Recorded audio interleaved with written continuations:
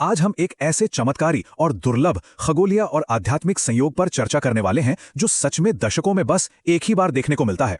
साल 2026 अपने साथ एक बहुत ही अद्भुत और शक्तिशाली आध्यात्मिक ऊर्जा लेकर आ रहा है। ये पूरा विश्लेषण इसी बात पर केंद्रित है कि कैसे ये आने वाला साल भाग्य को जगाने का एक अद्वितीय अवसर प्रस्तुत करने वाला है, और इसके पीछे का विज्ञान और मान्यताएं आखिर हैं क्या। तो मन में ये सवाल उठना लाजमी है कि साल 2026 आखिर दशकों में एक बार आने वाली आध्यात्मिक घटना क्यों है। खैर, आमतौर पर समय अपनी एक तय रफ्तार से चलता है, लेकिन कभी-कभी कैलेंडर में एक ऐसा अनोखा बदलाव आता है जो आध्यात्मिक दृष्टि से एक अनूठा अवसर खोल देता है। चलिए आगे बढ़ते हैं और गहराई से समझते हैं कि ये विशेष विसंगति वास्तव में क्या है और ये चमत्कार कैसे काम करता है। जरा इस गणित को समझे। आमतौर पर ज्येष्ठ के महीने में 30 दिन होते हैं, जिनमें 4 या ज्यादा से ज्यादा 5 मंगलवार पड़ते हैं। लेकिन 2026 में एक बहुत बड़ा ट्विस्ट है। बिल्कुल सही सुना, इस बार ज्येष्ठ के पूरे 60 दिन होंगे और इसमें कुल 8 मंगलवार पड़ेंगे। ये सच में हैरान करने वाला है ना। आध्यात्मिक अनुष्ठानों के लिए मिलने वाला समय इस विशेष वर्ष में ठीक दोगुना हो गया है, पूरे 8 बड़े मंगल। अब इस चमत्कारी दोगुने समय के पीछे का कारण क्या है? दरअसल यह प्राचीन हिंदू पंचांग की एक बहुत ही वैज्ञानिक व्यवस्था है जिसे अधिक मास कहा जाता है। चंद्र और सौर वर्षों के बीच के अंतर को संतुलित करने के लिए इस अतिरिक्त चंद्रमास को जोड़ा जाता है, और बस इसी सटीक कैलकुलेशन के कारण 2026 में ज्येष्ठ का महीना 2 मई से शुरू होकर 29 जून तक चलेगा, यानी पूरे 60 दिनों की एक अविश्वसनीय अवधि। सच में ये अतिरिक्त समय एक बहुत ही शुभ और शक्तिशाली खिड़की खोलता है। तो चलिए इन पवित्र तिथियों पर एक नजर डालते हैं और इस 60 दिन के चमत्कार का पूरा मैप समझते हैं।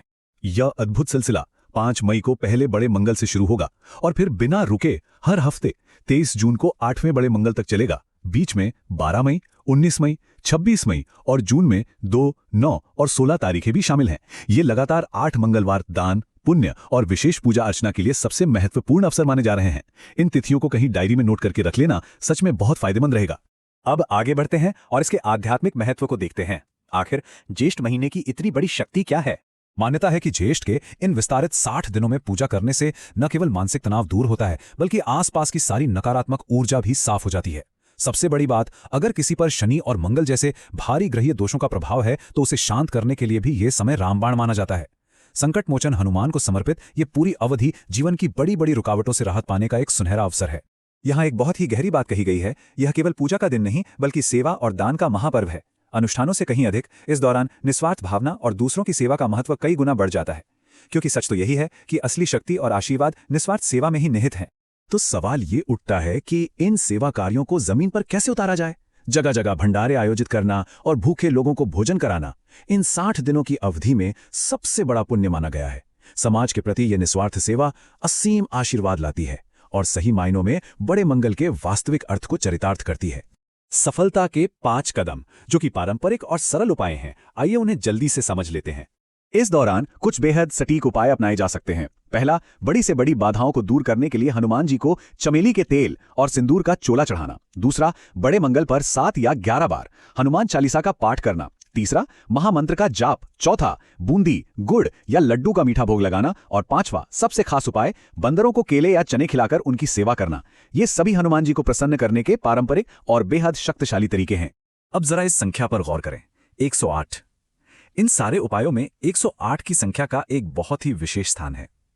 महामंत्र ओम हनुमते नमः का पूरे 108 बार जाप करना आंतरिक शक्ति और आत्मविश्वास को जगाने का एक सिद्ध उपाय माना गया है। ये देखने में महज एक गणित का नंबर लग सकता है, लेकिन आध्यात्मिक रूप से इसके परिणाम बहुत गहरे और प्रभावशाली माने जाते हैं। खैर, इन सभी अनुष्ठानों, तिथियों और नियमों के बावजूद एक बात हमेशा याद रखनी चाहिए, सच्ची भक्ति ही शांति, शक्ति और सफलता की असली कुंजी है। उपाय अपनी जगह बिल्कुल सही हैं, लेकिन अंततः हृदय की शुद्धता और सच्चा विश्वास ही वो चीज है जो किसी भी आध्यात्मिक मार्ग को सार्थक बनाती है। और इसी विचार के साथ इस विश्लेषण को विराम देते हैं। अंत में सोचने वाली एक बहुत ही गहरी बात यह है, 2026 में मिलने वाली इन दुर्लभ 60 दिनों की खगोलीय ऊर्जा का उपयोग जीवन और आध्यात्मिक मार्ग को पूरी तरह से बदलने के लिए कैसे किया जा सकता है। यह एक ऐसा अवसर है जो दशकों में एक बार आता है और बहुत जल्दी बीत भी जाएगा। इस विचारोत्तेजक प्रश्न के साथ आज की चर्चा यहीं समाप्त होती है। जो लोग भी इस ऊर्जा और जानकारी से जुड़ाव महसूस कर रहे हैं, वे कमेंट सेक्शन में जय बजरंगबली अवश्य लिखें। इस विश्लेषण में साथ बने रहने के लिए बहुत बहुत धन्यवाद।